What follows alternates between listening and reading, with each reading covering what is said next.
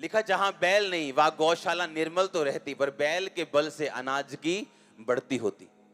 आज किसी बंदे को यहां पे किसी को बोल दो, अच्छा आप कहां रहते हो? मैं जी फलाने पिंड च रहना जी, पर मेरे पास खाने के लिए पैसा नहीं है, पहनने के लिए कपड़ा नहीं है, मैं बहुत तंग हूं, आज किराया भी पकड़ के आया हूं चर्च पे।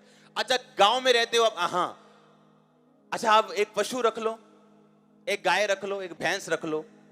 हाँ नहीं जी, पशु कितने सांभे जानते साडे को। भूखे मर जाएंगे लोग, काम नहीं करेंगे अपने हाथों से। और नीति वचन कहता कि अगर बैल नहीं है, तुम्हारा घर तो साफ सुथरा रहेगा, गौशाला साफ सुथरी तो रहेगी, पर अगर बैल रहेगा तो अनाज की बढ़ती भी होगी। अगर दो चार काम करोगे तो थक तो जाओगे, थोड़ा गंदगी डर जाएगी घर में, थोड़ा प्रॉब्लम तो होगी, पर कहता अनाज की बढ़ती भी होगी, तुम भूखे नहीं मरोगे। बताओ एक भी जन जिसने ओलंपिक का पदक जीता हो, जिसने अपनी लाइफ में कोई मुकाम हासिल किया हो, और बताओ उसको, और वो एक भी जन भी अगर बता दे कि मैंने कंफर्टेबली सब कुछ हासिल कर लिया, एक भी आपको ऐसा नहीं मिलेगा। अपने कंफर्ट से बाहर जाके आप अपनी लाइफ को बनाते हो, अपने कंफर्ट जोन से बाहर निकल के आप अपनी लाइफ को खड़ा करते हो। वो चाहे प्रेयर लाइफ हो, चाहे बिजनेस लाइफ हो, चाहे मिनिस्ट्री हो, चाहे आपकी स्पिरिचुअल लाइफ हो, अपने कंफर्ट जोन के अंदर रह के आप पदक नहीं जीत सकते। अगर अनाज की बढ़ती तुम चाहते हो तो कंफर्ट में रह के तुम नहीं रख सकते, कंफर्टेबल रह के तुम नहीं बढ़ती कर सकते अपनी, तुम्हें अपने कंफर्ट से बाहर आना पड़ेगा। मैंने लोगों को बोला कि परमेश्वर ने कहा कि मैं भयानक जो तूने काम किए मेरे लिए, उनके द्वारा मैं तेरा मुंह मांगा वरदान तुझे दूंगा। लिखा कि नहीं लिखा बाइबल में कि तेरे भयानक कामों के कारण जो तूने किए, तेरी बात कर रहा है, तुम्हारी बात, मेरी बात परमेश्वर कर रहा है।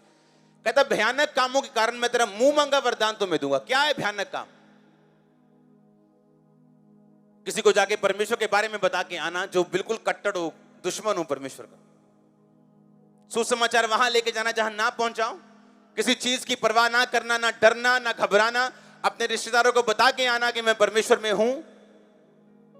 बीज बोने के लिए परवाह ना करना, काम करने के लिए परवाह ना करना, प्रभु का काम खुल के करना। कहता भयानक कामों के कारण तू मुंह मांगा वरदान पाएगा। आज बोलो चाहिए परमेश्वर मुझे मुंह मांगा वरदान दे, जो मैं चाहता हूं मुझे दे। बाइबल कहती उस तू भयानक काम जब परमेश्वर के लिए करेगा तो तेरा मुंह मांगा वरदान भी यहोवा तुझे देगा।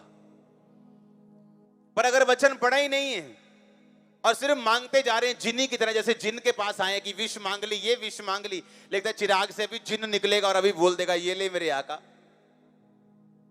हमारा परमेश्वर जिनी नहीं है। हाँ वो कार्टून से बाहर निकलो, वो कार्टून वाली चीजों से बाहर निकल के थोड़ा असली में आगे काम करो ताकि परमेश्वर आपको फल दे। आमीन। कहता तेरे किए हुए भयानक कामों के द्वारा यहोवा तुझे मुंह मांगा वरदान देगा। तेरे किए भयानक कामों के द्वारा अपने चले चलाए काम को छोड़ के मिनिस्ट्री में आना, यह भयानक काम था और मुझे मुंह मांगे वरदान मिले। सब कुछ सेट करके छोड़ देना और मिनिस्ट्री में आ जाना, यह भयानक काम था परमेश्वर के लिए। परवाह ना करना, पूरे काम की जैसे करना वैसे ही करना, किसी का डर ना रखना, यह भयानक काम था। कहता तू भयानक मेरे लिए काम करेगा, मैं मुंह मांगा वरदान तुझे दूंगा। तू अपनी जान खोएगा, मैं तुम्हें वापस करूंगा। तू अपने बचाएगा, मैं तुझे छीन लूंगा। तू मेरे लिए खोल देगा सब कुछ, मैं तुझे दे दूंगा। परमेश्वर ने जीना सिखाया आपको वचन के जरिए। आमीन। परमेश्वर का वचन आपको ताकत देता है, आपको बुद्धि देता है, आपको समझ देता है हर एक काम को करने की और फलदार रहने की अपनी लाइफ में। अगर बाइबल आपकी लाइफ का डेली हिस्सा बन जाए, अगर वचन आपकी लाइफ का डेली हिस्सा बन जाए, तो आप कहां जाओगे? हालेलुया। कहता बैल जहां नहीं वहां गौशाला निर्मल रहती, पर कहता बैल के बल से अनाज की बढ़ती होती।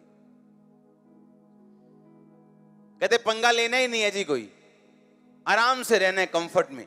तो कहता अनाज की बढ़ती तुम्हारी जिंदगी में पॉसिबल नहीं, क्योंकि जहां काम होगा वहां पंगा होगा, वहां डिस्कंफर्ट होगा, पर वो अनाज की बढ़ती के लिए होगा, आपकी ब्लेसिंग के लिए होगा। और सोचो एक वचन अगर नीति वचन से पढ़ के हमें एक लाइफ चेंजिंग डिसीजन लेने को मजबूर कर सकता है। सोचो अगर मैं बाइबल को रोज पढ़ना शुरू कर दूं और रोज इस पे चलना शुरू कर दूं और रोज इस तरह से पढूं कि परमेश्वर आज वचन से तू मुझसे बात कर और वचन के जरिए मैं जानना चाहता हूं तू क्या चाहता है, और वचन को समझ के जब चलना शुरू किया जाएगा, सोचो कैसी स्थिरता आपकी लाइफ में होगी। हालेलुया, जोर से बोलो हालेलुया, आमीन। अपने हाथों को उठाओ, फिर से